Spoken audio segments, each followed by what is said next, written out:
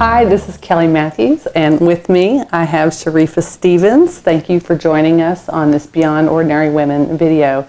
Today's topic is leading towards racial reconciliation.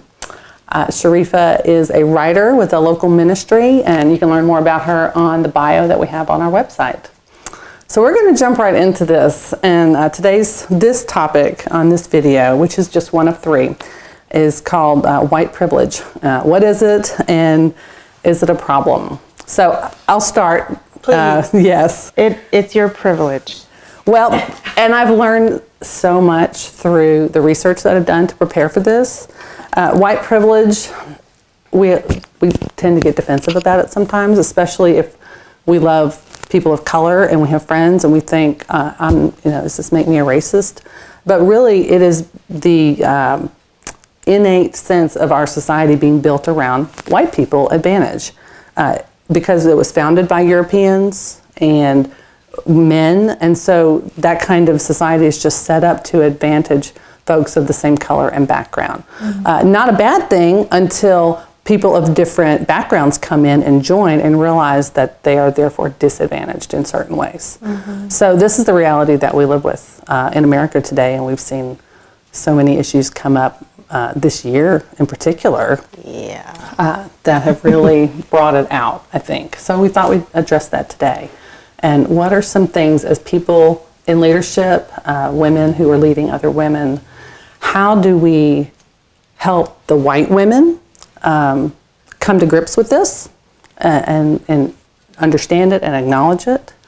And then people of color, how do they interact? So I just thought it'd be great to have a conversation with you about that. Yeah, and I will just start by saying I think that this is an extremely difficult topic to talk about. I think it's wonderful that we're using this venue and this ministry, and shout out to Kay Daigle for wanting to do this.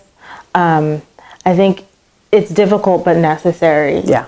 And I want to start there. The reason why we're talking about white privilege today isn't because white people should live in guilt or should live in shame, or people of color have it in for white people and want them to pay for the sins of their forefathers. That's not our motivation. Our motivation is Christ. Yes. Our motivation is always Christ. And so I want to put it out there at the very beginning that because we are in Christ, there is now, therefore, no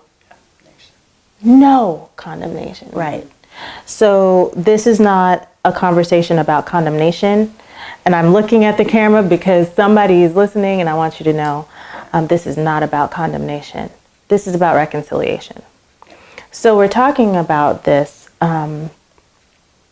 because this is a part of our story of reconciliation, specifically in America. Yes, right? Yes, because different races, different issues in different countries, but the church in America needs to come to grip with it specifically in this context. Right, and it's been hard to do that, and I think it's been hard for us to do that as the American church for a couple of reasons. One, well, the legacy of separation and segregation in our country shows up really starkly in our churches, right? Two, I think part of white privilege is not so much, well, I will always have money and I will never have trouble in America because of my whiteness. It's not so much of that.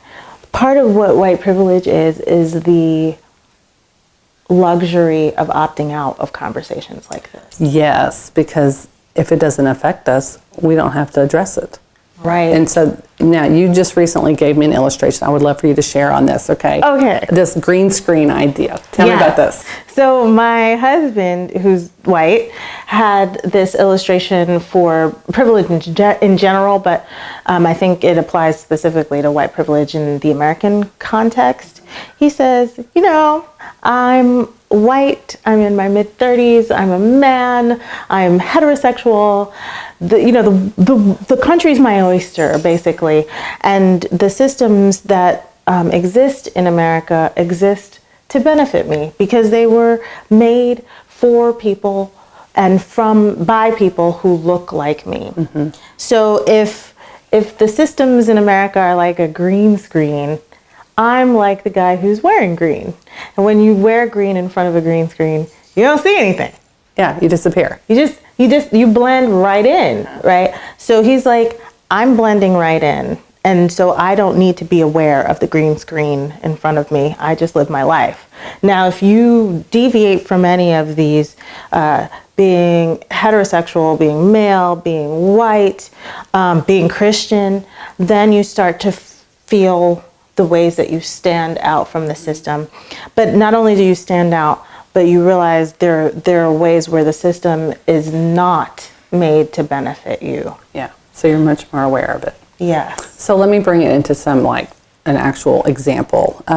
So I was, in Walmart or any store really, and I go down to the hair care aisle, and I just need shampoo and stuff, but then I do notice there's this corner that, what's the word for it? The ethnic hair. I don't know, but it's all for folks with hair like this. Yeah.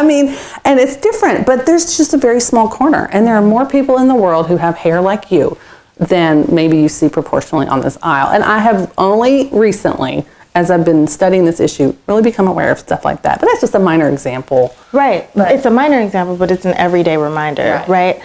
Like ethnic hair care versus hair care. Right. What is We're not normative? labeled. Yeah, Right. Exactly. Okay, so we're not wrapping up yet, but we're getting there. How can we, as a white people, reorient ourselves to this? And I feel like there's a few things, just becoming aware of the issue. So as we lead women in our churches or in our ministries, how we should at least help them talk about this issue and become aware of that this is an issue. I think, while you said the green screen, we're blending in so easily that we're not really thinking about it. Then there's this difference between a conscious bias, because most people are going to say, I'm not racist. And you're going to be able to say, no, you're not acting like it, but there's an unconscious bias that we're not aware of most of the time. Right, implicit bias is what it's called. To be more aware, that's a step forward. And then having conversations. And I would say, as a white person, my job is more to listen than to speak to someone about what's going on, and let my friend of a different color, different race, tell me their story. I think that those are some really specific, helpful ways to start being a reconciler. I agree. And I would also add that part of our job, our privilege rather, as all of our privilege as reconcilers, is to speak up for the voiceless. Yes. So there are venues where it behooves us to listen, but there are also venues, and this is much more uncomfortable, where it behooves us to speak. We're actually going to get to that in a future video. You're gonna have to More stay tuned specifics. for that. So, and I think that's a good way to wrap up. Remember what white privilege is, and that it does exist, even if it personally isn't my problem. We need to realize that it is. We are part of it, and it is part of us. And there are ways for us to reach out to our sisters of color. So, thank you, Sharifa. We're going to move Thank you, Kelly. to the next video here, where we're going to talk about why this matters so much, and we're going to go into the Bible. Excellent. I love it.